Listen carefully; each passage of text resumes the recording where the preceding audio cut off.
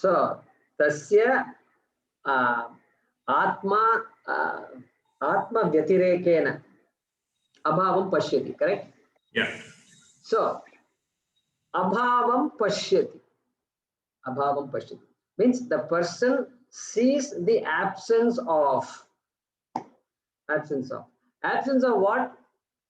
Absence of arpanam, ladle. He sees the absence of ladle. What do you mean absence of ladle? He's using the ladle and he's offering avis into the agna. How can you say he's seeing the absence of ladle? It means he's not seeing the ladle. No. Absence of ladle. Atma vyatirekena. Independent of Atma. There is no ladle that is independent of Atma. Independence of Brahma. Shankara is saying Atma. Means he is assuming we know Atma and Brahma are identical. Therefore he is saying Atma Vyatirekena, independent of Atma, there is no ladle. Correct? That's what that means. That statement means.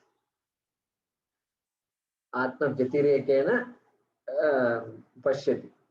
Yeah, that's what it means. Is there any other word that I missed in that sentence? Abhavam pashyati. Abhavam pashyati. Yeah. Atma Vyatirekena abhavam pashyati. Yeah, abhavam. So, crystal clear. There is no wave. You're standing on the beach and you're seeing waves and waves and waves. You're in fact running away from the waves also and then coming back and then running away. And then somebody says there's no wave.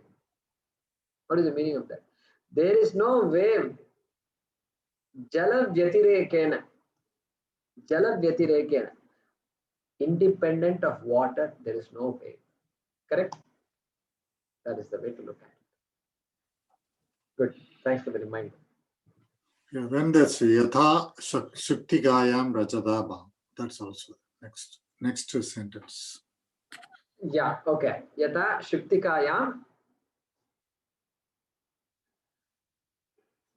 What does it say here? Rajata Bhavam Pashyati. Oh, I skipped the first two lines. Okay. Yeah. Okay. Oh, it was hidden underneath. Okay, that's right. So, tasya arpanasya atma vyatirekena. But I explained all these things to you. So, tasya atma vyatirekena abhavam pashyati. We saw that just now. And yatha shuktikayam rajata bhava. Means what? Just as there is absence of silver,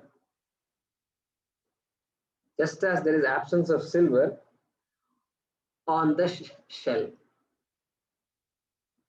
You say there is silver coin and somebody says there is no silver coin. Or there is silver coin. That silver coin depends entirely on the shell for its existence. Correct? Okay, we will accept. We will accept for the time being that silver coin exists. Because you say it is there and you are pointing out, look, silver coin is there. You're saying, okay, we will accept it is there, but its existence depends purely on the existence of shell. And its existence gets negated also. Negated. Negated means what? In your buddhi, it's negated. Yeah, even though I see a silver coin, there is really no silver coin. Yatha shuktikaya rajata bhavam pashyati. Just as the jnani sees the absence of silver coin in the shell. And where is the silver coin? Is it on the shell? Is it under the shell? Is it in the shell? How will you say this? How will you say this? Where is the snake? Snake is on the rope. Oh, snake found a nice place to rest in the night, It found a nice slope and then it just slept on it, It needs a bed also like everybody else, right? So a snake slept on the rope. Is that these two objects? Is that the way we should look at these two objects? Is there that kind of a relationship between the snake and the rope? Like me and the bed, I am sleeping on the bed. So bed is there and then I am sleeping on. And then I wake up and then I get up. Is that the relationship? No, that is not the relationship. No, we will talk about this later. If I start talking, we'll, that's the idea here. That's the idea here. Yatha Shaktikayam Rajata Bhavam means it's not like that. It's not like the snake is on the rope. It's not like the silver coin is on the shell. It is entirely different. The silver coin is mithya. The silver coin is as though non-existent. It is actually non-existent. But I am the one who created the silver coin. I am the creator of the silver coin. Ishvara is the creator of the shell, and I am the creator of the silver coin. I tell Ishvara, what do you mean? I can do better than you created a shell. I'll create silver. Okay, that's how I show my ability to Ishvara. So I think, yeah, thanks for the reminder. I think we should add these two sentences. Any other questions? Satyam or Mithya? Is our life Satyam or Mithya? So you define what our life is, then I will tell you whether it is Satyam or Mithya. No, our lifespan of how many years we are staying in this. And is it really, in my opinion, it is Mithya after learning this. Yeah, in our using the word Satyam and Mithya, it is Mithya, obviously. It's Mithya because it's not absolutely real. It's not independently existing. It has a dependent existence. Therefore, it is Mithya. And Mithya will always be changing. And fortunately, I, the Atma, is not Mithya. I, the Atma, is the Satyam, which gives existence to this life that you talked about. And so, therefore, that I, Atma, what is that Atma I want to know? And that's how this pursuit becomes very meaningful. Okay. So we had many life in the past, and we are yet to give birth in future as well. So it's a Mithya. So what is the question again? No, what am I telling is we had many birth in the past, and we will be giving birth in the future as well. So this so-called life is Mithya. Yeah. So just by saying life is Mithya doesn't mean this series of lives is going to stop. So Mithya is understood, then I am that Satyam is clearly understood. That I am Akarta is understood. Yes. Then the Jagat is Brahma is understood. Then that Brahma is not different from this Atma is understood. Therefore, I am all pervasive, Sarvagataha is understood. Then there can't be a second birth because karma is gone. Karma is gone. Karma is there only for the Ajnani. Correct? One who takes this body, mind, sense complex to be a separate individual, separate identity, and then takes it to be real, absolutely real. Then only karma applies. Correct? Yes. Any other questions? Also, can we say that the sentient limited being is Mithya, the sentient unlimited being is not Mithya? Yeah, I mean, depends on what you mean by sentient limited being.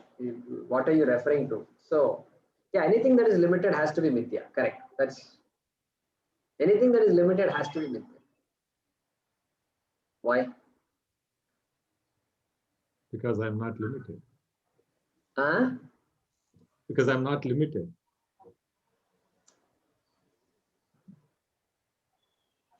The understanding that I'm unlimited. Yeah, but see, anything that is limited means anything that is finite, means anything that has a boundary. It is parichinnam, spatially limited, and so you can draw the boundaries of that thing that you're talking about. Correct? Which means now it becomes an object of your perception. Maybe sentient, it may be insentient, but it's an object of your perception. Therefore, yad drishyam tad anityam, yad drishyam tad mithya. That is the logic there. And then, of course, Atma is all pervasive, etc. comes in. Therefore, that Satyam alone can be Sarvagataha. Correct? Sarvavyat. Yeah. Yeah, Mahesh ji, go ahead. Yeah, in this Shankara Bhaashyam, when he compares, we're talking about the shell and the silver reflection. We say silver reflection is mithya, but so is the shell, right? Everything is mithya in that. I mean, we projected another mithya on another mithya, one mithya on another mithya. Correct. Correct. We projected one mithya and another mithya. Right. So that's why, that's why we have to look at the purpose of the example. The purpose of the example is what? Just like you can dismiss the silver coin. Okay. Like that, can you dismiss the ladle? That is the question we have to ask. This is not just a statement in the passing. Just like you see silver coin. Now, in this example, both are of the same order of reality. Correct? Shell and silver coin, same order of reality. Means one is pratibhasikam, one is vyavaharikam. But here we are talking about paramarthikam. Satyam is paramarthikam. Its order of reality itself is different. And so we need to use the example for the purpose for which it is meant. Can you negate, if you are able to negate silver coin, you're able to negate it. Even though you see silver coin, okay, the vision of silver coin doesn't go. When you know that it is not silver coin, it is shell, you still see the silver coin or not? Huh? You see the silver coin. That perception doesn't change at all. And despite the perception not changing, you are crystal clear that it is a shell. Likewise, despite the perception of a ladle, very useful. Without a ladle, you can't do anything. This whole yaga will not run without a ladle. And ladle is very much useful. But despite the perception and despite the utility, so what is the axiom here we are saying? Utility does not establish absolute reality. Perception does not establish absolute reality. Perception of the sun revolving around the earth does not establish revolution of the sun around the earth. Correct? Okay. So utility does not establish reality. Perception does not establish reality. Experience does not establish reality. Experience is only a starting point for inquiry. My experience is I am a mortal. Shastram is asking, are you sure you are a mortal? Have you thought about it? So experience does not establish reality. Morality does not establish reality. Physical laws do not establish reality. Just because laws are there, they are operating fine. We are happy about that. Biological laws, psychological laws do not establish absolute reality. That is the moral of the story. On the same token, the Havis and the Agni also is mithya. Which we will come later. We have not studied yet. Yes, correct. And so that is the message from the shloka, that all the accessories and everything that is connected to any action, like this action of the performance of the Vedic ritual, is all Brahma. Everything is mithya. Brahma alone is satya. Yeah. So slowly we will understand how that we have to translate that to our own life, right? And through all these examples. So, any other questions? Guruji, Yeah. so is also is the over importance given to the ladle, the fact that you're using the ladle to do the ahuti, is that not something that you can kind of just extend from the silver and shell example. The fact that you're using the ladle to do the ahuti means that you're giving extra importance to the ladle, whereas you need to look beyond it. Yeah, so the ladle is a necessary Yes, element of this whole yajna. right. Yes. Yes, we know that. Yes, just like my hand. Yes, correct. Yeah, like the hand is necessary. So the purpose of the example then is what? Look beyond the ladle. Don't get caught in the Caught means what? I don't take a ladle as absolutely real. right. That's Ladle is mithya. just It a is means. Yes, just a means. vyavaharika satyam. Yes, And if you have to, once you analyze it, you see that it is nothing but Brahma. That is yes, right. just like when I see the silver coin, and really speaking, when I analyze it, when I know the truth, then I say the silver coin is nothing but shell. Yes, Nothing but shell. In and through, completely. What about the coin? What is the weight of the coin? Well, weight of the coin is the weight of the shell. Everything is the shell. And so what happened to the coin?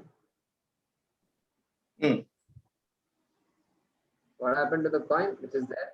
You can bring 10 people and say, look, see, there's a silver coin. Yes, everybody is going to say, yes, there is a silver coin. Perception is going to be there. And so here also, there it is abhasa, there it is my projection.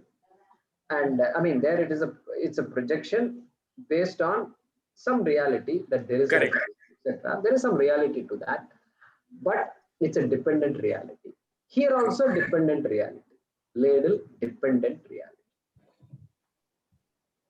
Ladle is not non-existent. We don't say ladle is non-existent. Yes, We can't say that. Ladle is non-existent. We can't say. We can't say ladle is maya, it is delusion. We can't say all that. There is no delusion in this yaga. Nothing. There is no confusion at all. Yaga goes on just as it's always been done. But the Muktaha knows very well that ladle is Brahma. And I am also that Brahma. yes,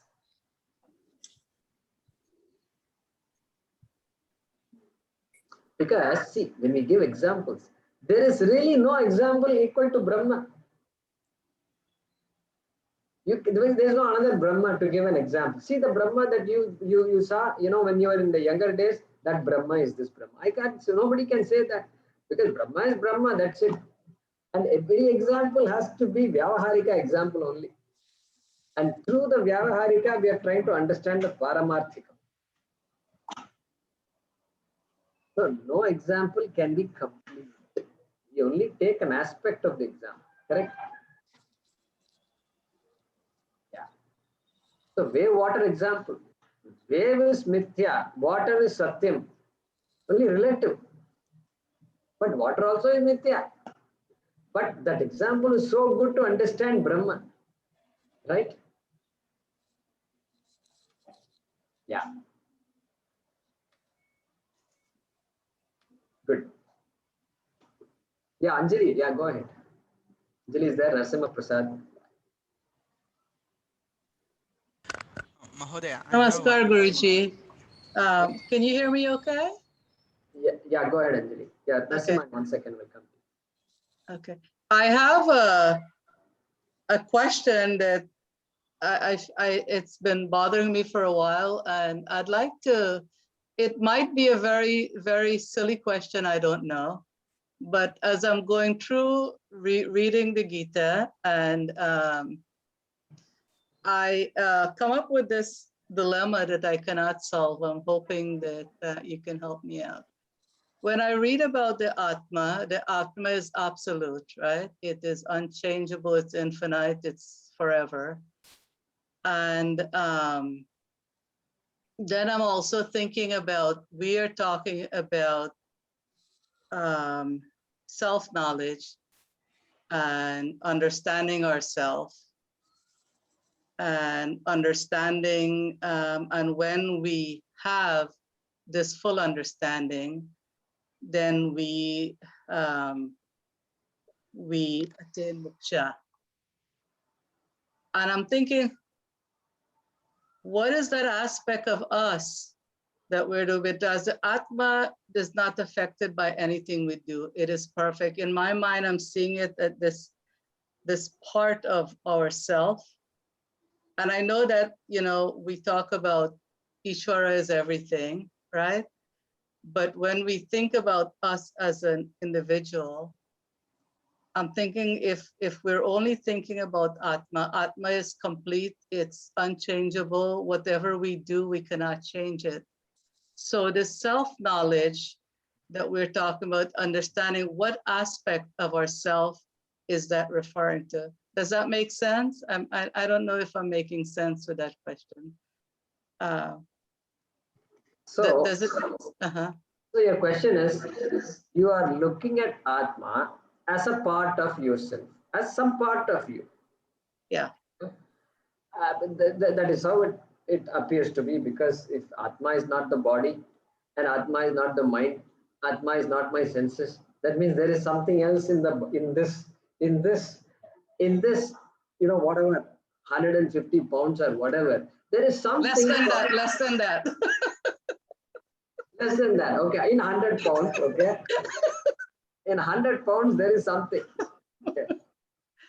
See, I don't have a habit of weighing at all, because I don't know. I never really, I didn't have a weighing machine at home. So, but I've seen many homes with weighing machines. So I think I should be careful what number I quote. Anyway, in this body, in this mass of flesh and bones, And Atma intellect and everything, yeah. Yeah, the Atma is there somewhere, correct? Atma is there somewhere. Now, Bhagavan Krishna has not said where Atma is located. Okay? He has not said it is there in the head or in the heart. He is not, they keep switching back and forth also. And so they don't seem to be categorical. Come on, Krishna, stop talking. Tell me exactly. Where is Atma located? At least I'll protect it. I will then, if it is the heart, tell me clearly it is the heart. So I can, do things based on that. This is the idea. That idea is not correct. That there is a minute Atma, very minute. It is so minute that you can't, no microscope can see it. And yet it is there, and that is me, and that is I. And like that, if I say, we have a problem. Because then we are giving a size to Atma. We are giving a size to Atma. We are giving some kind of location to Atma. If I give a location to Atma, then Atma is limited. Size and location is limited. Therefore, even though we may keep our hand here, Atma, we may say, generally heart, Atma, right? That's how it's expressed. Nobody say I, Atma. Nobody puts their hand on the head and say Atma. They are generally heart. I did. Not I did it. I did. So, therefore, we have to slowly grow out of that idea that Atma is something located in this body. We have to grow out of that idea, Anjali. We slowly grow out. And because the vision is too big, not only this, the body is Atma, Atma is not the body. Suppose I say that statement. The body is Atma. Atma is not the body. How do you understand this? You've got a clay pot at home, or clay flower vase made of clay. And the flower vase is clay, but the clay is not flower vase. Right. That means what? The entire flower vase is pervaded by clay. There is no part of the flower vase which is not clay. Correct? That means what? There's no part of this body which is not Atma. There is no part of this body which is not Atma. Can we understand that? Yeah. Agreed. But then what part of ourself are we trying to elevate? Atma, we don't need to do anything. It is perfect, it's complete, it's infinite, it's all that. So when we talk about understanding ourselves, that taking away that ignorance, that strive for knowledge, because what is that aspect that we are, does that make sense? I don't, Yeah, okay. sure. So that aspect comes back to the mind, because when whatever aspect knows, what is the aspect in our body that has the capacity to know? Yeah. That capacity is there in the brain, in the head, and we call it mind, we can call it intellect. In Sanskrit, we can use other words. Okay. That aspect, what is it that is confused? Who is confused? Me. Well, the hand is not confused. The leg is not confused. Okay. My chin is not confused. My beard is not confused. My ears are not confused. They don't know. They're just there and they're happy-go-lucky, you know. And so, who is confused? Yeah. That confused person only can know. And we can, the word elevation you used can only refer to that entity. That entity which talks about confusion, which talks about frustration. The hand is not frustrated, but I am frustrated, right? Mm-hmm. And so seems to be some entity, let's call it the mind, which has all these attributes of frustration and depression and elation and happiness and joy and so forth. Okay, that entity we call it antakaranam, and it is the mind that is able to appreciate all this. And so if the mind is confused, then the mind alone has to acknowledge that I am confused. There is something more to know, and I've taken, I've made some mistakes about myself, and I will know who I really am. And so the elevation, if you want to ever talk about elevation, it is talking about that antakaranam, or sometimes we use the word ahankara. Ahankara means that I did it. When I say who did it, the hand did it. No, hand doesn't have any ownership. Hand cannot claim. Hand, fortunately, these hands don't fight. If they start talking to each other, they'll start fighting. They say, no, you get out, you get away from here. No, you get away. It's my turn this time. Correct? They'll fight with each other. So thankfully, they don't have any sense about themselves. And so I did it when I say there is an I, there is ahankara. And that ahankara, which is a manifestation of Atma, which is there in the mind, which has all these ideas, which is able to perceive, which is able to hear, which is able to process, which is able to understand, and then say, okay, tell me more. And then I am able to understand better about the I, about that ahankara, and then I am able to see that I am Atma. So that is the I we are talking about. We can say in simple words, ahankara. Ahankara. Or mind itself is enough. We don't need to. See, if we start naming all these things, then we will ask, where is ahankara in the mind? How can you, the Shastra never talks, ahankara is located in the backside, the pituitary, and this, that. It doesn't talk like that because it's not interested. It is not interested in knowing where the ahankara is located. Location of ahankara doesn't matter. Knowledge of this body being mithya is important. You just have to know that it is a silver shell that I see, but it is I mean silver coin I see, but it's not silver coin. I see a snake, but it's really not a snake. It doesn't matter where I see the snake, or somewhere in the mind you see the snake. Okay. Where do I suffer? Does it matter where I suffer? Suffering is suffering. Everybody can accept suffering is there. Now, which part of the brain there is suffering? Well, a scientist can ask the questions and do the research. That is fine.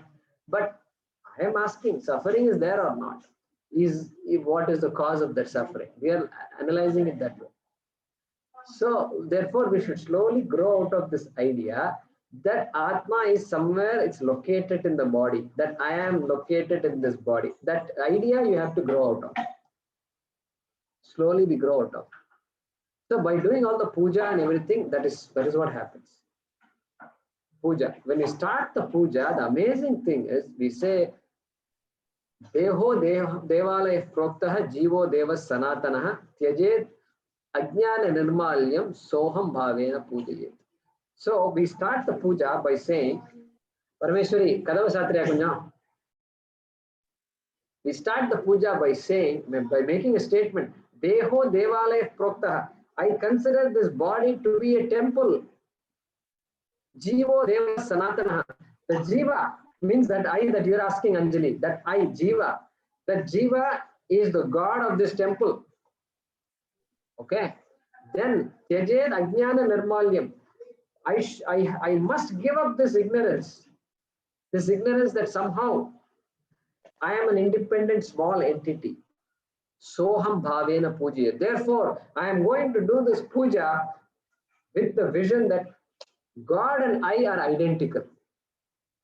Can you believe this attitude with which we do the puja? Soham bhavena pujaye. That Ganesha that I am about to start my puja is not different from that. That means the vision is entirely different. So we have to move away from the idea that there is some small entity somewhere which is I. That idea we need to slowly give up. Does that make sense, Anjali? I'm still confused. I'm sorry. The confusion is coming from, and I appreciate the patience, but the confusion is coming from, goes back to the idea that so I understand that we, we are part of the Paramatma, or and so there is no growth or anything, and it's changeable. It's perfect as it is, and it's and encompasses all of us. But I guess what my confusion is still then, it's just an understanding of that we're working towards. And then once we work towards and we get that moksha, we get that understanding, what is that aspect of us that gets that understanding, that elevates ourselves? Because the Atma doesn't need to be elevated, right? So what is that? I understand it's the mind, but then, okay, so I'm thinking, okay, so it's the mind. We elevate the mind and then we get moksha. What get moksha? The mind get moksha. The Atma doesn't need moksha. The Atma, right? So do you see where? Thank you. Correct. So the answer is not difficult at all. Okay. The one who says that I am a mortal. Who says I am a mortal? That person, that I, whoever says it, that jiva, we use the word jiva, ahankara, etc. We use the word. So that's conscious being, because we have to be conscious in order to say something about myself and the world. We have to be conscious. And that conscious being, which considers himself, herself to be limited, to be a mortal, to be transmigrating, okay, to be subject to death, to be subject to joy and sorrow. That the body doesn't say I'm subject to pain. I say I'm subject to pain. There is somebody who says I'm subject to pain. Right. There is somebody who's experiencing that says I'm subject to pain and sorrow and joy, right? That entity, jiva, ahankara, that entity, once that entity understands, because understanding is possible, understanding is a reality for all of us, and we are understanding so much every day from morning to evening. And so that entity alone, which has understood so much about this, that has gone to school and understood, that gone to college and understood, and continues to learn and process, that same entity has to know that I am not what I think I am. I thought I am this body, therefore I concluded I am a mortal, but really I am not that. Right. And that I, which is the mind. We can even say mind, nothing wrong with it. And okay, manaso manasaha, there is somebody, the Atma does not need moksha. You already pointed out that. Atma doesn't need moksha. Right. So that ahankara, which is a reflection of Atma, which has made all these wrong conclusions, that Ahankara alone needs moksha. And when we get moksha, then what do we say? My God, I was bound all these ages because of a wrong conclusion, wrong understanding. Correct? It is like somebody going after this water in a hot day on the road, there is water that's visible. And he goes after the water, saying, I want water, I want water, I want water. But really speaking, there's no water out there because it's a mirage. And so that same revelation happens. So that entity, if you want to call, you're looking for that entity, that's ahankara, that's called jiva. Jiva is a word to use. Better word. Jiva. Okay. That jiva is what transmigrates. Okay. So transmigrates means I carry that jiva, that karma, punyam and papam belongs to whom? It cannot belong to Atma. Right. Punyam and papam cannot belong to Atma. So it has to belong to some entity. That entity is called jiva. That's my answer. Thank you so much. It makes sense. Yes, yes. Thank you. And it travels from one life to another life. Right. When it travels from one life to another life, it can't be some little physical thing in the body. Oh, no. There you It's go. all of it. That's exact. So now I have to learn more about the jiva. Fair enough. Fair. Yeah. Okay. And Thank you so much. Guruji, if we can add, we are experiencing it in deep sleep anyways, right? Means not experiencing actually, but in sleep it is not there. Meaning all body is not there, mind is not there, intellect is not there, nothing is there. But when you wake up, you say, I had a good sleep. Who's that I, correct? That is what actually you're experiencing moksha every night. If you really see it from an intellectual, yes, there is an experience of nothingness in the sleep. This is what my understanding. Sorry, Guruji, I just thought. It's a glimpse of. As from a psychological perspective, that's when you're very, very present in your dream. The jiva, as Guruji explains it to me now, is very, very present in your dream. And so it's there. So there, the dream example we use, because in the dream, when the minute we sleep, all our sense organs stop functioning. Our mind has not entirely stopped functioning. In deep sleep, the mind also stops functioning. But in a dream, it does some work. It does some work, but without using the sense organs, right? And so minus this, all this interaction in the waking world that we do, and all the interactions that are going on, it's constantly, that's what the waking hours of the day are. And minus those waking experience, then the mind decides to project its own world, and that becomes a dream, no doubt. And so there is a point in what you're saying, which is in psychology, you said they say you're really present in the dream, correct? Right. Which means you're not busy, you've not lost yourself in all these interactions. They feel that you go to your real self, which is getting rid of all the facades, and you're going into deeper to the unconscious, the subconscious, and your real self during the dream. Yeah, that's interesting. But then what about deep sleep? Why don't deep sleep? Go ahead. No, why would you stop with dream? Why wouldn't you go to the deep sleep state and say that is where you are really present? Exactly. Yeah. Yep. You're right. Yep. Yeah. Very interesting. Thank you. Yeah. So we use these three states to understand about Atma. These three states is very important for our study, the states of experience. And dream state is very important to understand something in Vedanta. What is it? The world is projected in the dream, right? An entire world is projected. Yes. Nothing stops me from project. I can project, my family members may be there, friends are there, house is there, and roads are there, the city is there, the mountains are there, the sky is there. I even create stars in my dream. Correct? There is no end to what I can create in the dream. The beauty is that entire dream world is not separate from Atma.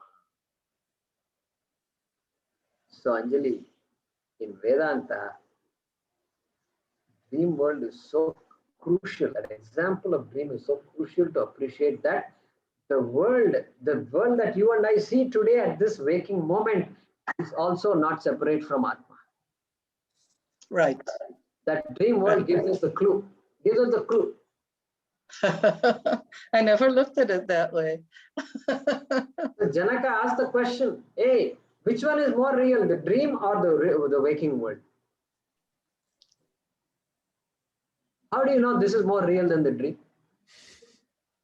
Like that, he asked the question and he discusses in that Brihadaranyaka Upanishad.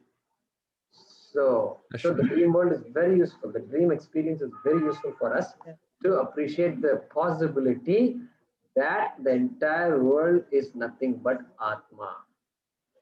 Right? It gives us a clue. We have to go some ways, but it gives us a big clue. Yeah. Good. Thank you. Very good. Okay. We will stop with that. Om Namo Bhagavate Vasudevaya Dhanvantaraye Amritakalashahastaya Sarvamaya Vinashanaya Trailokyanataya Shri Mahavishnave Namaha. Om Namo Bhagavate Vasudevaya Dhanvantaraye Amritakalashahastaya Sarvamaya Vinashanaya Trailokyanataya Shri Mahavishnave Namaha. Om Namo Bhagavate Vasudevaya Dhanvantaraye Amritakalashahastaya Sarvamaya Vinashanaya Trailokyanataya Shri Mahavishnave Namaha. Thank you all very much. Thank you, Jaykumarji. Thank you, Guruji. Dhanyavada, Guruji. Dhanyawada. See you next class. Happy Shankara Jayanti. Yes, we're blessed to have all this on Shankaracharya.